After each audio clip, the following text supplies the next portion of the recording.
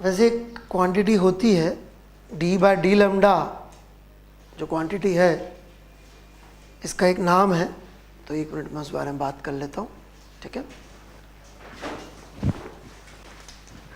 इसको बोलते हैं स्पेक्ट्रल एमिसिव पावर। क्या बोलते हैं? Spectral emissive power.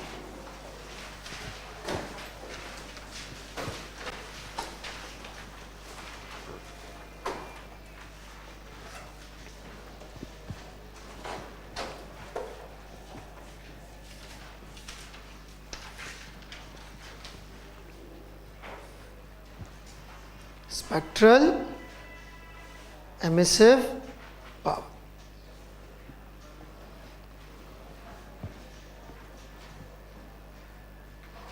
ठीक है।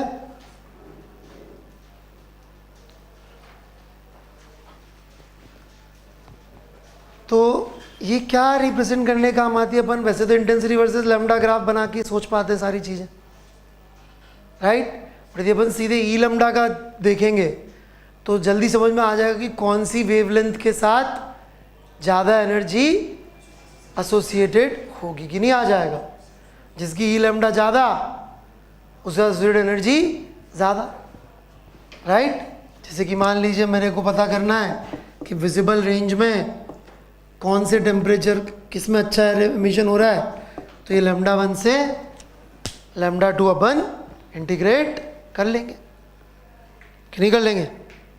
तो इससे क्या पता पड़ जाएगा अपन को? हैं विजिबल रेंज में कितना एमिशन हो रहा है, इसको डिवाइड कर दो टोटल एमिशन से, तो पता पड़ जाएगा भाई विजिबल रेंज में कितना परसेंटेज आ रहा है।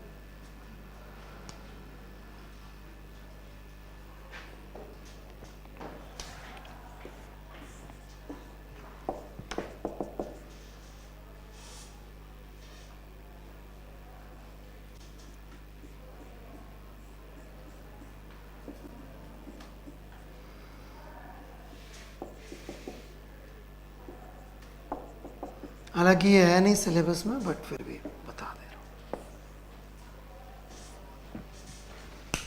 तो आप थ्योरी में लिख सकते हैं। चलो, तो उस समय क्या समझ में कम आता है लोगों को? स्पेक्ट्रल मतलब एक पर्टिकुलर वेवलेंथ से एसोसिएटेड अपन एमिसिव पावर की बात कर रहे हैं ना। इसको समझिएगा जरा, 400 नैनोमीटर से बात कर रहे हैं अपन कि 400 नैनोमीटर के साथ एसोसिएटेड कितनी एनर्जी है। इसका क्या मतलब है? थोड़ा सोचिए इस विषय में। क्या मैं 399.99 को 400 कहूंगा?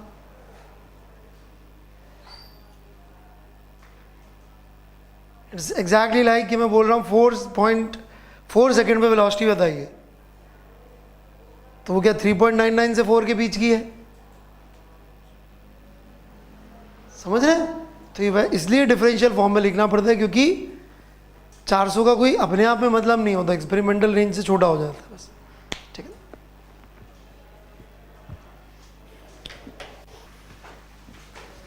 बढ़ू मैं आगे? चल, एक सवाल देता हूं मैं आपको, उसके बाद अगली क्लास में पूरा सॉल्व करके दिखा दूंगा। सवाल ये है कि एक स्पेस स्टेशन है, ठीक है, आर रेडियस का, जो कि जिसकी आउटर सरफेस ब्लैक बॉडी है, ठीक है, और इंटरस्टेलर स्पेस में है, मतलब एसेंशियली कोई रेडिएशन नहीं है। इसमें मशीन्स कुछ ना कुछ कर रही हैं, तो इसका टेम्परेचर T0 मेंटेन्ड है। अभी तो कितना मेंटेन्ड है? T0, ठीक है। Space station having outer surface is black body is located in interstellar space,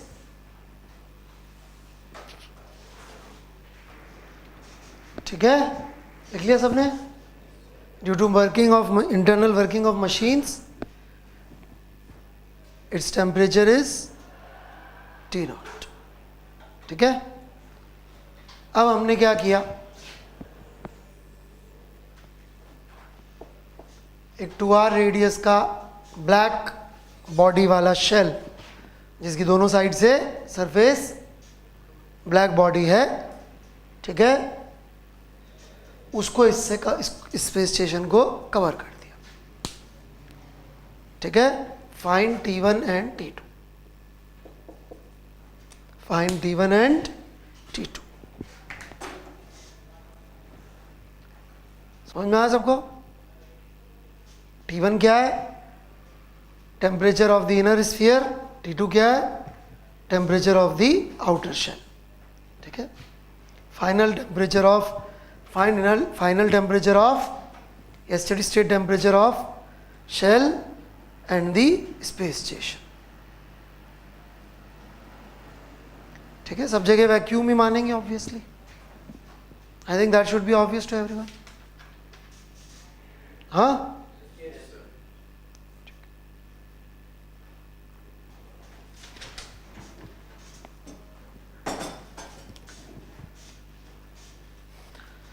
जो लाया वो पेज नंबर 63, क्वेश्चन नंबर 16।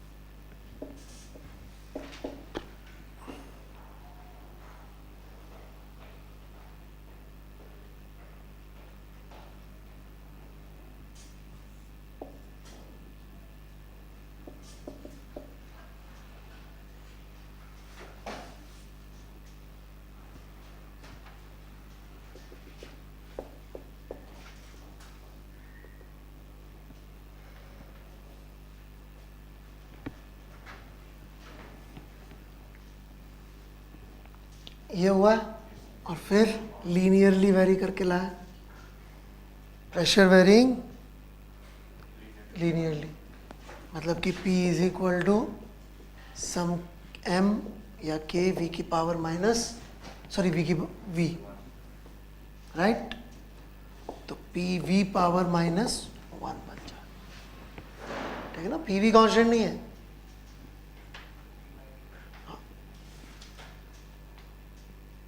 तकलीफ किसी को यहाँ तक? पक्का? बढ़े आगे?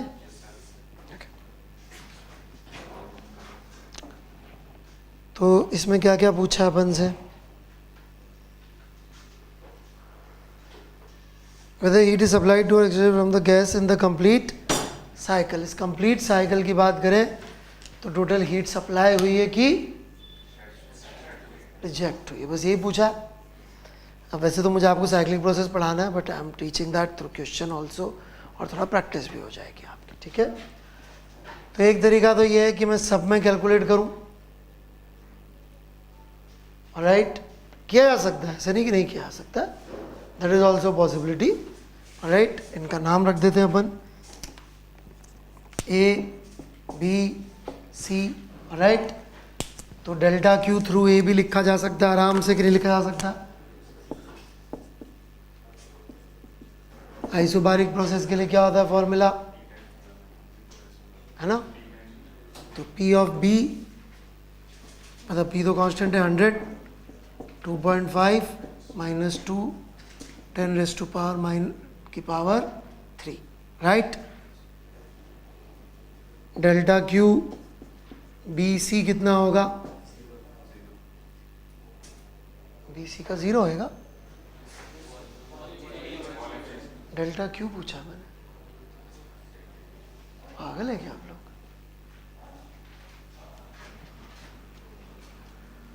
आइसोकोरिक प्रोसेस के लिए डेल्टा क्यू का फॉर्मूला डेल्टा यू ही होता था, राइट। कौन सी गैस है? नहीं दे रखा कि दे रखा है? हाँ, नहीं दे रखा, तो कैसे सॉल्व किया? हो गया आपसे? और उसको यूज़ करके तो कर ही दूंगा मैं सॉल्व, मैं सोच रहा था कि डायरेक्टली कैसे करते, राइट। तो ये तो फिर निकल भी नहीं रहा है ना, ठीक है।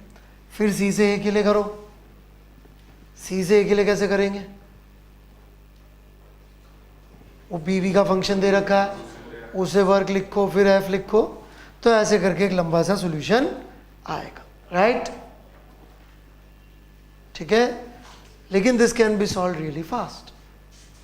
कैसे? यदि हम इस पूरे को एक प्रोसेस की तरह सोचे तो what is delta U? 0। So delta Q from A to B to C to A is equal to delta W from A to B to C to A. What do you say? True or false? हाँ, true है बात। तो अब हम sign भी बता सकते हैं बहुत इजीली। कैसे?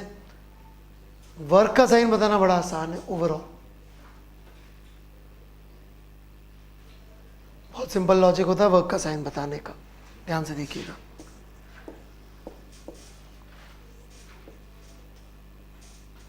यदि कोई प्रोसेस क्लॉकवाइज होगा तो हायर प्रेशर पे एक्सपेंशन, लोअर प्रेशर पे कंप्रेशन, राइट। तो वर्क पॉजिटिव आना चाहिए नेट। क्यों? क्योंकि वर्क होगा क्या, पहले ये भी देख लेते हैं। इस पॉजिटिव वर्क और इस नेगेटिव वर्क का difference which is area enclosed by the curve, कितना होगा network? Area enclosed by the curve, यही होगा।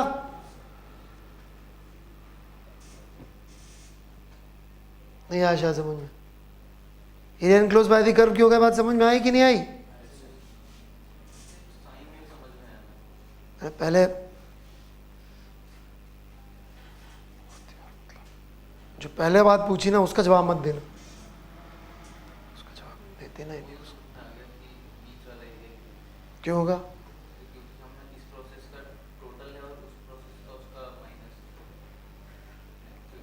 अब माइनस और प्लस में कौन बड़ा दिख रहा है तेरे को?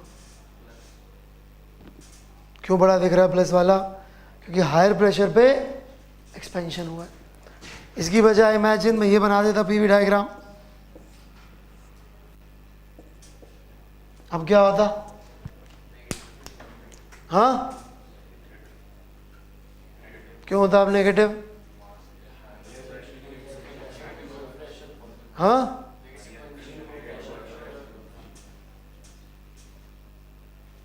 शायद डेल्टा का।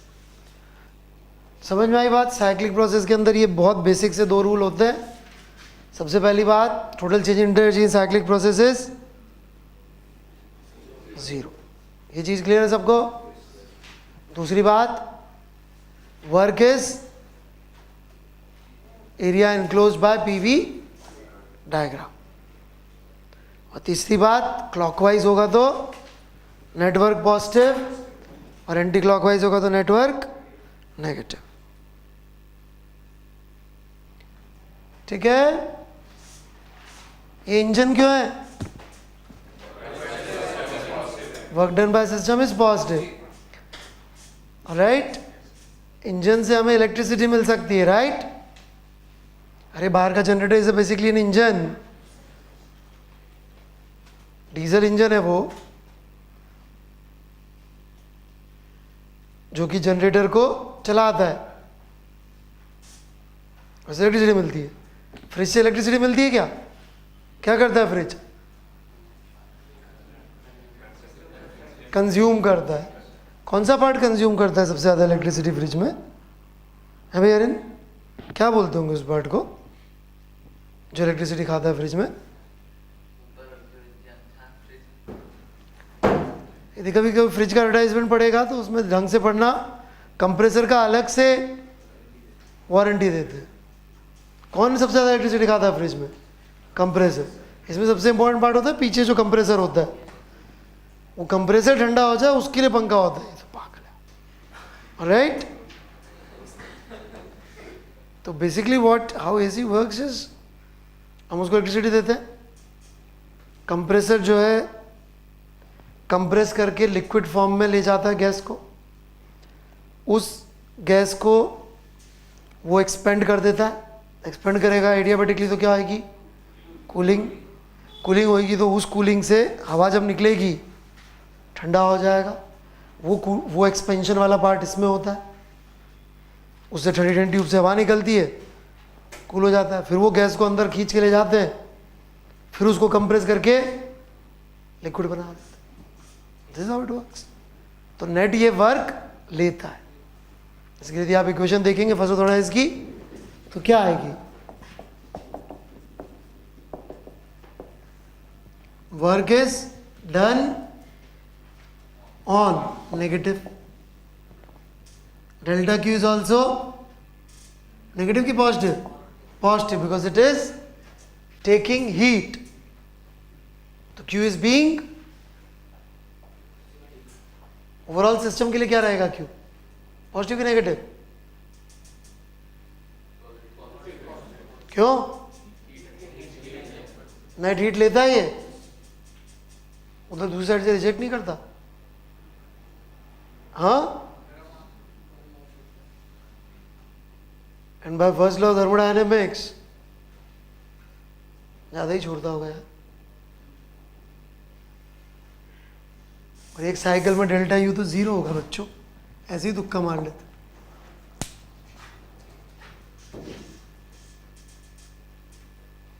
Engine on the other end delta Q is positive, delta W is positive, delta U is zero. Why we need to make cycles, ये भी एक इंटरेस्टिंग बात है।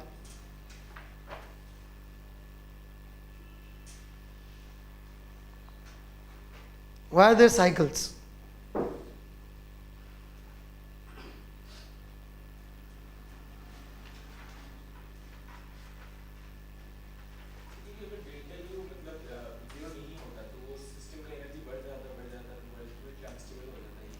बेसिकली इंजन में कूलेंट होता है, क्यों होता है भाई कूलेंट,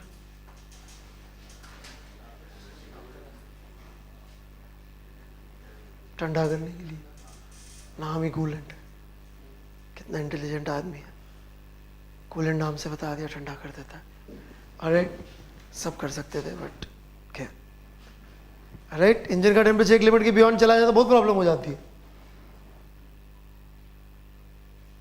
इनफैक्ट कभी किसी ने मोटरसाइकिल का इंजन देखा हो, साफ साफ दिखता है बाहर, देखा आपने, फिन्स बनी होती है उसमें, क्यों बनी होती है भाई फिन्स, तो उससे ठंडा जल्दी हो जाएगा। रेडिएशन का लॉ, कंडक्शन का लॉ, सारे लॉ में क्या कहते हैं, हीट एक्सचेंज एरिया के प्रोपोर्शनल है, नहीं बोलते?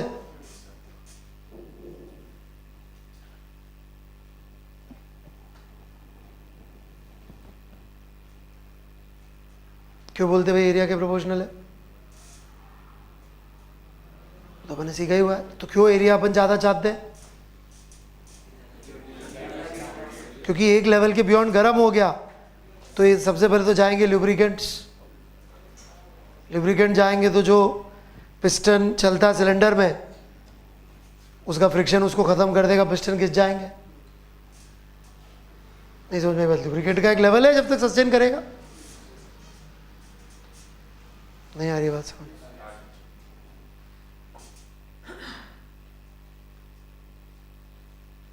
इंजन ऑयल बोलते हैं उसको। तो कोई भी साइकिल, कोई भी प्रोसेस जो हमें सस्टेनेबल चाहिए उसको अपन कैसा बनाना चाहेंगे, साइक्लिक, ताकि फाइनल स्टेट वापस सेम आ जाए। क्या चाहेंगे अपन, साइकिल। अच्छा एनीवे इसका वर्क नेगेटिव होगा, इसका वर्क नेगेटिव होगा, साफ साफ दिख रहा है। ये वाला नेगेटिव वर्क आएगा, ये वाला पॉजिटिव वर्क आएगा, तो नेटवर्क नेगेटिव हो जाएगा, राइट।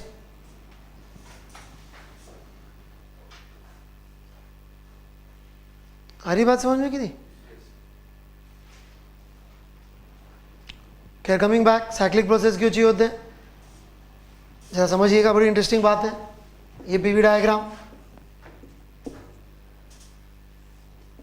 ऐसे जा रहे हैं अपन और चलते ही चले जाएं तो अनसस्टेनेबल है ऑब्वियसली।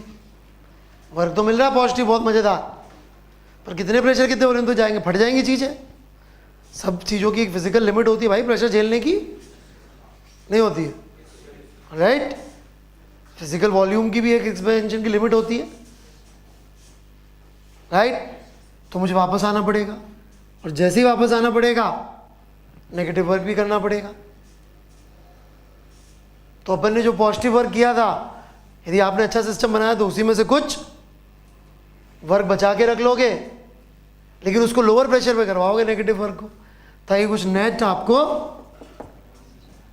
वर्क मिल जाए। This is the philosophy of engine,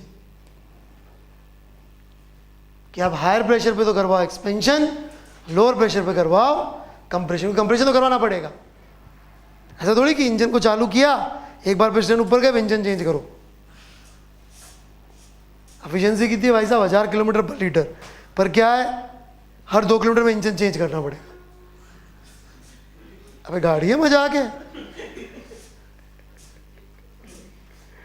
right. या जैसे पावर प्लांट्स होते हैं, जैसे अपना थर्मल पावर प्लांट है, हाउ डज दिस वर्क, ये बता सकता हूँ मैं आपको। स्टीम होती है, स्टीम कैसे बनती है, कोयला जलाते हैं बॉयलर में पानी डाल के, कौन सा पानी डालते हैं, चंबल का सीधा पानी डाल देते होंगे, हैं, चंबल का पानी क्यों नहीं डालते भाई, मछलियाँ आगे बीच में तो प्रॉब्लम हो जाएगी, हैं, मछलियों की वजह से। तो इंजन कौन सा है, बॉयलर में सारा का सारा कैल्शियम कार्बोनेट जम जाएगा।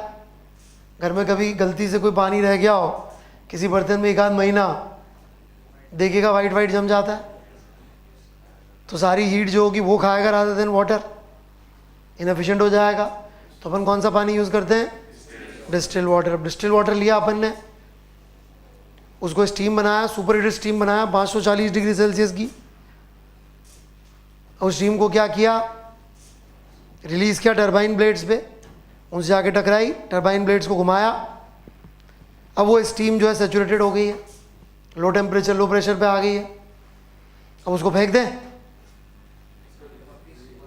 उसको वापस बॉयलर में फीड करना पड़ेगा, राइट। फेंकने तो नहीं ना, उसको फेंकेंगे तो पागल मरेंगे। फिर डिस्टिलेशन कराओ पानी का, बहुत महंगा प्रोसेस है, नहीं समझ में आई बात।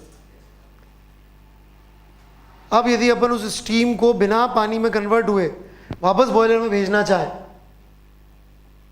तो ज़्यादा फायदा है, नहीं है।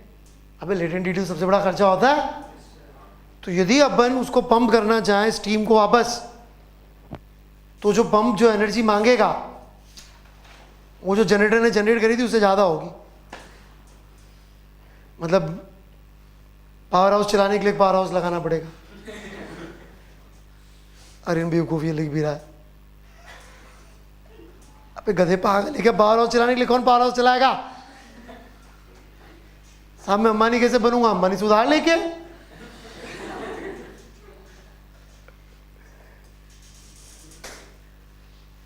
गधे ऐसा होता है क्या। हाँ, so obviously what you would do, आप उस पानी को वापस स्टीम को वापस पानी में कन्वर्ट कर दो ठंडा करके, and then you pump it.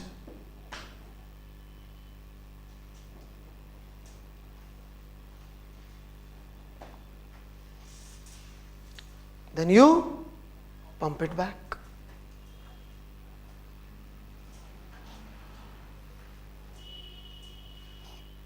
Everybody got it? वापस पंप कर दीजिए। अब क्या होगा, ठंडा करेंगे तो एनर्जी तो लूज होगी नहीं होगी आपकी, हुई नहीं समझ में आ रहा, नहीं ये बात समझ में, ठंडा की एनर्जी लूज हुई, राइट। लेकिन आप उसको पंप करने के लिए अभी बड़े बड़े पंप लगेंगे, पर ऑब्वियसली पावर प्लांट के लेवल की एनर्जी नहीं ले रहे होंगे। उसको बॉयलर में भेजा, फिर गर्म किया, प्रोसेस स्टार्ट सके। This is how things work, है ना। हम लोग क्लोज साइकिल ही पढ़ते हैं, IC engine is an open cycle वो नहीं पढ़ते। स्टीम इंजन पढ़ सकते हैं, ठीक है। तो बात समझ में आई कि पॉजिटिव वर्क भी होना पड़ेगा और नेगेटिव वर्क भी होना पड़ेगा, उसका बच्चा कुछ इज अवर नेट आउटपुट। इसीलिए एफिशिएंसी को बड़े लोगों ने ऐसे डिफाइन किया, network divided only by Q supplied, as in positive वाली डेल्टा क्यू। आप बोलेंगे सर नेगेटिव डेल्टा क्यू का क्या हुआ, एफिशिएंसी तो 1 होनी चाहिए, एनर्जी इज कंजर्व्ड। अब एनर्जी इज कंजर्व्ड ना, जितना वर्क किया कितना किया होगा, जितनी नेट हीट सप्लाई करी नेट। लेकिन प्रॉब्लम है, जो भी सिस्टम से हीट रिजेक्ट करते हैं उसके पैसे नहीं मिलते। जैसा चाहे एग्जाम्पल ले लो आप, वहाँ पे अपन ने स्टीम को ठंडा किया था और पानी बनाया था, ठंडा करके पानी बनाया था, तो वो ठंडा करके पानी बनाने के प्रोसेस में जो हीट रिजेक्ट होगी वो है कि 50-60 डिग्री सेल्सियस का पानी बन जाएगा। भाई एक पाइप में स्टीम है, मैं ऊपर से पानी चला दिया, नहीं समझ में बात, अरे पाइप को चंबल में डाल दिया यार, चंबल के थ्रू निकाल दिया पाइप को, हो जाएगा ठंडा? नहीं हो जाएगा। स्टीम अपने आप पानी में कन्वर्ट हो जाएगी भाई? नहीं हो जाएगी। चंबल को थोड़ा सा गर्म कर दिया, क्या फ़र्क पड़ गया उससे, क्या वो एनर्जी क्या काम आएगी। ये जो अपना गाड़ी होती है, गाड़ी का इंजन गर्म हो जाता है, वो गर्मी किसी काम में आएगी क्या? नहीं आएगी ना। इनफैक्ट गाड़ी से यदि अपन एग्जॉस्ट इकट्ठा करने की कोशिश करें तो इंजन ब्लॉक हो जाएगा। किसी भी गाड़ी को बंद करना हो सबसे आसान तरीका क्या होता है, एग्जॉस्ट में पत्थर फंसा दो, गाड़ी स्टार्ट नहीं होगी। उस एग्जॉस्ट को इकट्ठा करेगी, देखो ये पेट्रोल वाले भैया गरम गरम में लाया हूँ, carbon monoxide, dioxide, sulphur oxide, nitrous oxide, 2 रुपये छूट कम कर दो यार पेट्रोल पे, चाटा मारेगा वो पागल आदमी। तो जो हीट रिजेक्ट होती है उसके पैसे वापस नहीं मिलते, तो पैसे लगे तो हीट सप्लाई। लेकिन वर्क अपन को कौन सा लिखना पड़ेगा, नेट। वर्क उठा के नहीं लिख सकते, कौन सा वाला, सिर्फ पॉजिटिव वाला। समझ में आई बात? तो एफिशिएंसी ऐसे डिफाइन होती, क्योंकि जो नेगेटिव वर्क किया है वो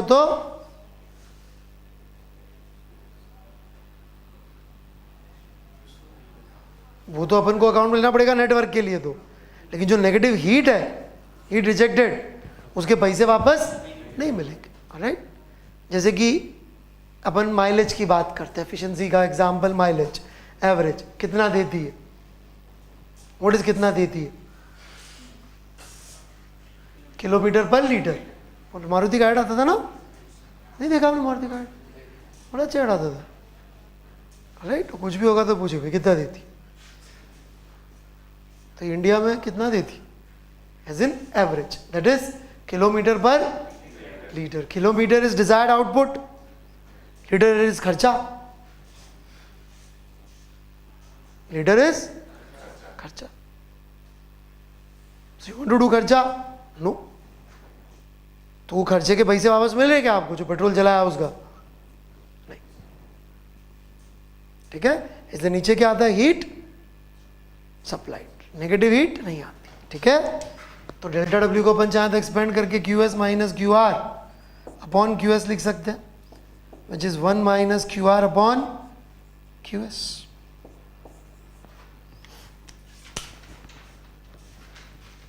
यहाँ पे कुछ लोगों को देखते हुए मुझे एक याद आया, मॉडुलस लगा दूँ, नहीं तो क्या करेंगे, क्यू रिजेक्टेड में ऑलरेडी मान चुका हूँ नेगेटिव है, वो गधे विद साइन रख देंगे, एफिशिएंसी 1 से ज़्यादा आ जाएगी, नोबेल प्राइज।